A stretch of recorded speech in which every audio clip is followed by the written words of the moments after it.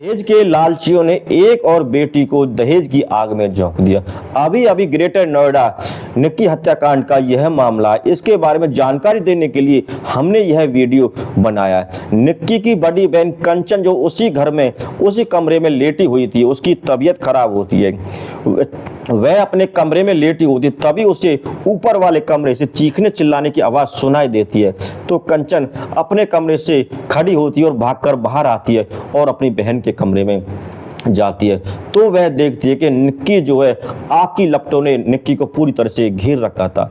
कंचन जो है अपनी बहन का वीडियो बनाती है और वीडियो बनाने के बाद वह आग बुझाने की कोशिश करती है और वह इसी चक्कर में जो है बेहोश हो जाती है। बेहोश हो जाने के बाद उसे पता नहीं होता क्या कुछ हुआ। इस बात की पूरी जानकारी लेने के लिए, पूरी सच्चाई जानने के लिए वीडियो के अंत तक बने रहिए। नमस्कार दोस्तों, स्वागत है आपका हमारे YouTube चैनल। आज की जो सच्ची घटना हम आपको बताने जा रहे हैं, यह ग्रेटर नोएडा के सिरसा गांव जो कासना थाने के अंदर आता है, यहाँ से एक किस्सा शुरू होता है। दरअसल किस्सा यहाँ से भी नहीं, यह रूपबास गांव से शुरू होता है। रूपबास गांव का परिवार का एक मुखिया होता है जिसका नाम भिखारी सिंह पायला होता है। उसके परिवार में उसकी पत्नी वसुंधरा पायला, उसकी बड़ी बेटी कंचन पायला, उसकी छोटी बेटी निक्की पायला जिसकी मौत हो गई है, उसका एक बेटा होता है। अब निक्की पायला की इस वक्त उम्र जो है 27 साल की होती है और कंचन पायला की उम्र जो है इस साल 29 वर्ष की होती है। अब जो है दोनों बहनें जो है अपने बचपन में जब स्कूल में पढ़ा करती थी, पढ़ाई लिखाई में काफ़ी होशियार होती हैं। पढ़ाई के मामले में दोनों बहनों ने अपने पिता का सर को कभी भी नीचे नहीं होने दिया। धीरे धीरे वे अपनी पढ़ाई पूरी कर लेती हैं और पढ़ाई पूरी करने के बाद वो दोनों बहनें ब्यूटी पार्लर सीखने की जिद करती हैं, तो उनका पिता उन दोनों को ब्यूटी पार्लर का कोर्स करा देता है। उसके बाद अब दोनों बहनें सियानी हो जाती हैं। उनका पिता सोचता है कि दोनों बेटियों की शादी कर दी जाए। दोनों बेटियों की शादी उनका पिता एक ही घर में करना चाहता है ताकि दोनों बहनें बहुत ही प्यार से और अच्छे से एक साथ रहें। सुख दुख में जो है दोनों बहनें एक दूसरे का सहारा बने।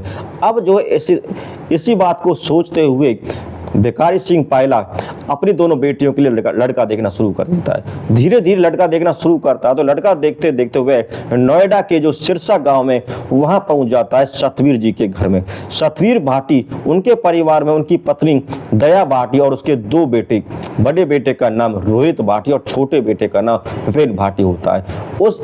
आज इन दोनों लड़कों की उम्र जो है, बड़े बेटे रोहित भाटी की उम्र 30 वर्ष की होती है और छोटे बेटे जो विपिन भाटी उसकी उम्र 28 वर्ष की होती है। अब इन दोनों को पसंद कर लिया जाता है, दोनों से रिश्ता तय कर दिया जाता है और शादी की तारीख भी तय जाती है। दिसंबर 2016 में शादी की तारीख तय हो जाती है। भिखारी सिंह पायला अपनी दोनों बेटियों की शादी बड़े धूमधाम से करता है। वो खूब सारा दहेज देता है, गाड़ी देता है, स्कॉर्पियो, गहने जेवर, एसी, फ्रिज, सोफा, किसी चीज की कोई कमी नहीं छोड़ता। जो भी लेन देन का सामान होता सारा सामान देता है, किसी चीज की कमी नहीं होता। अब जो बेटी का पिता होता है वह सोचता है कि मैंने अपनी बेटी की शादी बड़े धूमधाम से खूब अच्छा सारा दान दहेज देकर अपनी बेटी की शादी अच्छे से कर दी है। अब मेरी बेटी अपने घर में खूब सुख चैन से आराम से रहेगी। लेकिन कुछ दिन तो दोनों बेटियां बहुत प्यार से बहुत अच्छे से रहती हैं, उनके जीवन में कुछ भी नहीं होता। लेकिन धीरे धीरे यूं ही समय बीतता रहता है तो वे उस घर में रहती हैं। तो उन दोनों को अपने अपने पतियों के बारे में जानकारी लगने लगती है। जो निक्की होती है, निक्की जो है छोटे बेटे विपिन भाटी की पत्नी बनती है और जो कंचन होती है वो बड़े बेटे रोहित की पत्नी बनती है। दोनों भाई जो है कुछ काम धंधा तो करते नहीं है, सुबह से शाम तक ऐसे ही आवारा घूमते रहते। अब तो उनको शादी में दहेज में स्कॉर्पियो भी मिल जाती है। अब स्कॉर्पियो लेकर सारा दिन ऐसे ही घूमते रहते, रात को भी लेट आते। अब जब वो रात को लेट आते तो उनका रोजाना का काम यही होता है। तो उनकी जो पत्नियां होती हैं, दोनों बहनें होती हैं कंचन और निक्की, वे अपने पतियों से कहती हैं कि आप सारा दिन ऐसे ही घर से बाहर रहते हो और रात को भी लेट आते हो, समय पर आ जाएगा, समय पर खाना पीना हो जाए तो हमें भी आराम मिल जाएगा, हम भी जल्दी सो जाया करें। इस पर दोनों भाई कहते हैं कि निक्की से वो विपिन कहता है कि तुम ज्यादा हमारे सर पे बैठने की कोशिश मत करो, हमारे माँ बाप बनने की कोशिश मत करो। तुम पत्नी हो, पत्नी की तरह रहो, तुम आराम से घर में काम करो, खाना खाओ, आराम से सो जाओ, तुम्हें हमारे बीच में बोलने की जरूरत नहीं। तो वे इस तरह दोनों बहनों को धमका दिया जाता है। अब इस तरह यूं ही चलता रहता है। दोनों भाई जो है काम धंधा कुछ करते नहीं और शराब पीते और अय्याशी करते, लड़की बाजों के पीछे घूमते रहते हैं। अब इसी तरह चलता रहता है। एक दिन जो निक्की होती है, छोटी छोटी लड़की, वह जो अपने पति विपिन भाटी के फोन को देख लेती है और फोन में जो अपने पति को एक लड़की के साथ देख लेती है, और जब फोन को और अंदर देखती है तो उसमें बहुत सारी लड़की, तरह तरह की लड़कियों के साथ अपने पति के फोटो देख लेती है। अब जब आप फोन को अपनी सास और ससुर को दिखाती है तो दो सास ससुर होते हैं वह कुछ भी नहीं कहते, चुपचाप खामोश हो जाते हैं, और इस बात को लेकर जो निक्की होती है वो परेशान हो जाती है और वह कहती है कि मेरे सास ससुर ने तो कुछ भी नहीं कहा। अब इस बात को लेकर वह अपने पिता से कहती है कि पिताजी, जो मेरा पति विपिन है इसके फोन में बहुत सारी लड़कियों के फोटो देखे, काम धंधा तो कुछ करता नहीं, सुबह से शाम तो ऐसे ही घूमते रहते हैं और रात को लेट आते और पता नहीं शराब पीते और पता नहीं क्या क्या करते थे। अब इस बात को लेकर जो निक्की का पिता होता है वो अपने दामाद विपिन से फोन करता है और बेटे को समझाने की कोशिश करता है, बेटा तुमने शादी से पहले जो कुछ किया, जो कुछ घूमा फिरा वो ठीक था, कोई बस अब तुम्हारी शादी होगी, अब तुम दोनों आराम से प्यार से हंसी खुशी रहो और इसी में अच्छा है। लेकिन जो विपिन होता है वो अपने ससुर को धमका देता है, उसे गाली गलौज देता है और उसकी कोई बात नहीं बनता। वो कहता है तुम मेरी बाप बनने की कोशिश मत करो, तुम मेरे ससुर हो, ससुर ही रहो और मेरे से इस तरह बात करने की जरूरत नहीं, मेरा जैसा जीवन में ऐसा जीऊंगा तो मैं इससे क्या। अब इस तरह वो धमका देता। उसके पिता, लड़की के पिता को यह बात बुरी तो लगती है लेकिन वो बेचारे एक लड़की का पिता होता है, ये इन बातों को सह लेता है।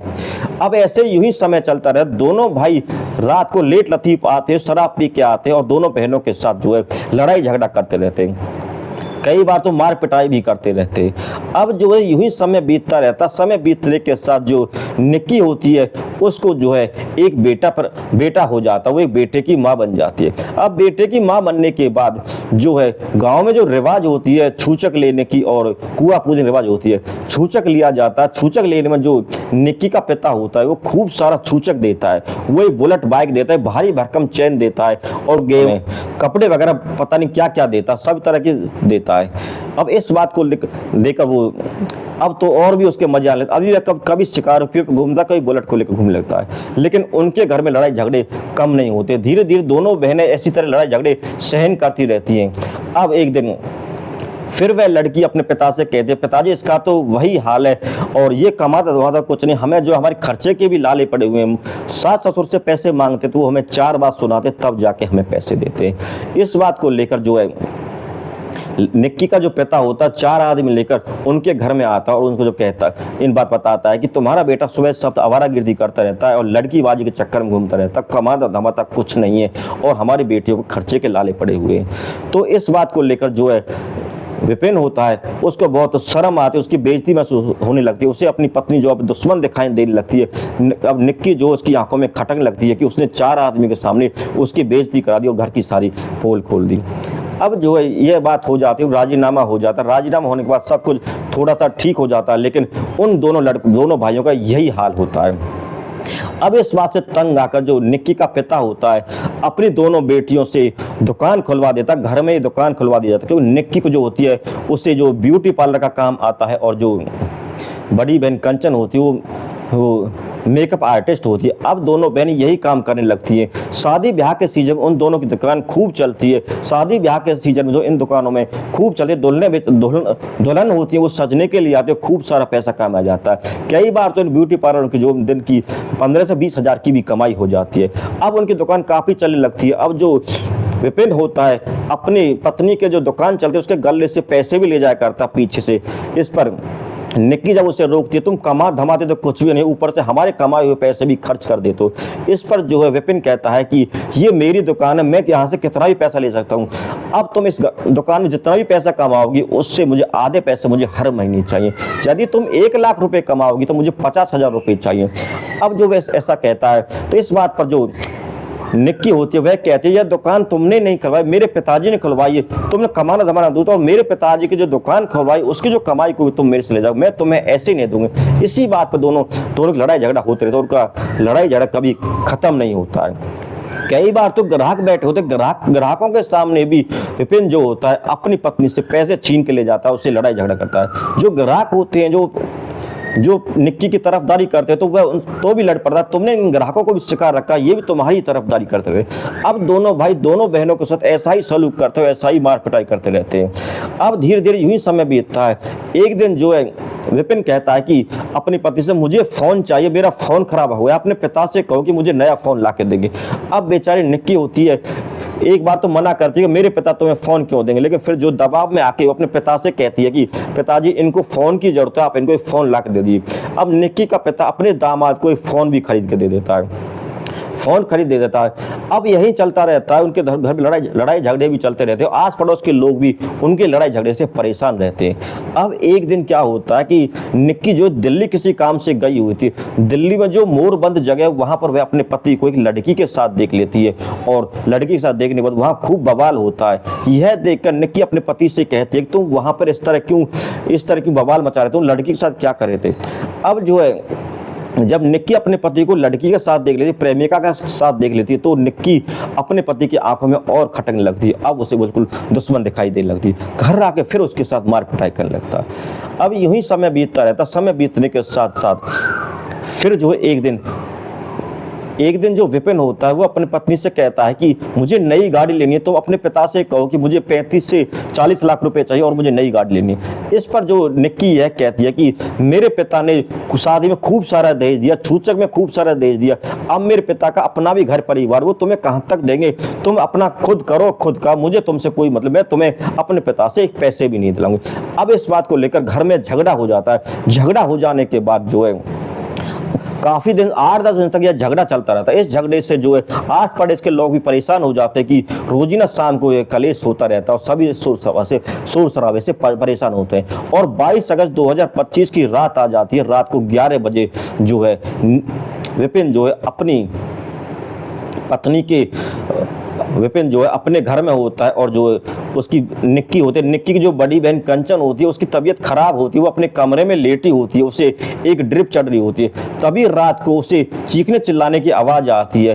कंचन जो है इस आवाज को सुनकर बाहर निकलती है और वह देखती है कि चीखने चिल्लाने की आवाज उसकी बहन निक्की के कमरे से आ रही, जो ऊपर वाले कमरे में रहा करती थी। अब कंचन जो है भाग कर जाती है तो वह देखती है कि उसकी बहन जो आग सी लपटों में झुलसी हुई थी और चारों तरफ से आग ने उसे घेर रखा था। अब वह थोड़ा सा वीडियो बनाती ताकि आसपास के लोग उसकी बात का विश्वास कर ले कि उसकी बहन के साथ क्या हुआ। वह थोड़ा सा वीडियो बनाती है। वीडियो बनाने के बाद वह अपनी बहन की आग बुझाने की कोशिश करती है, उसमें पानी डालती है और कपड़े लत्ते से आग बुझाने की कोशिश करती है, और वह यह काम करते करते वहीं पर बेहोश हो जाती है। फिर उसे पता नहीं होता उसकी बहन को कौन हॉस्पिटल ले गया, कौन हॉस्पिटल नहीं ले गया। अब वह वहीं पर बेहोश हो जाती है।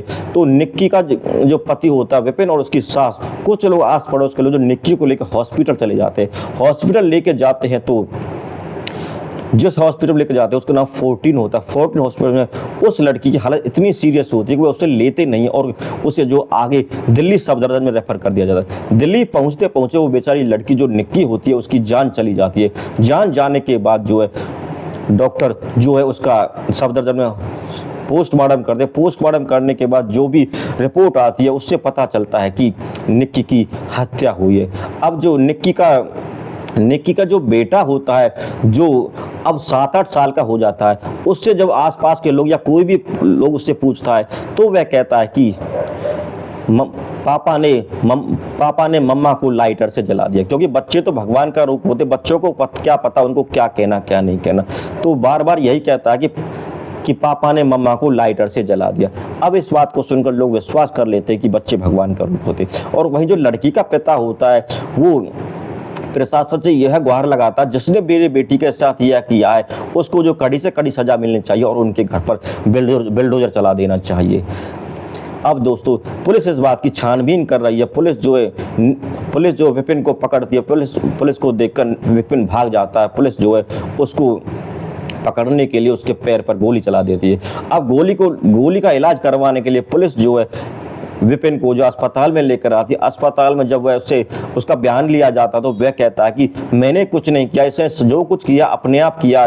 पति पत्नी के बीच में किस घर में झगड़े नहीं होते, हमारे भी थोड़े झगड़े हो जाते, लेकिन मैंने इसको जलाया नहीं, ये सारा काम अपने आप किया है।